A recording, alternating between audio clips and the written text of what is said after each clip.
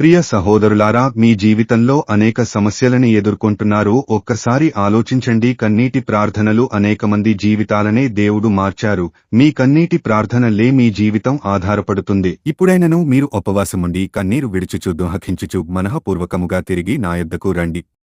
ఇదే యెహోవా వాక్కు. మీ దేవుడైన యెహోవా కరుణావాత్సల్యములు గలవాడును శాంతమూర్తియు అత్యంత కరుపగలవాడునయుండి తాను చేయనుద్దేశించిన కీడును చేయక పశ్చాత్తాపపడును గనుక మీ వస్త్రములను కాక మీ హృదయములను చింపుకొని ఆయన తట్టు తిరుగుడి.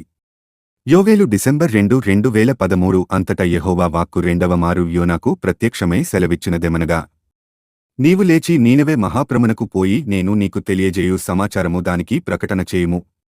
కాబట్టి యోనా లేచి యెహోవా సెలవిచ్చిన ఆజ్ఞ ప్రకారము నీనెవె పట్టణమునకు పోయెను.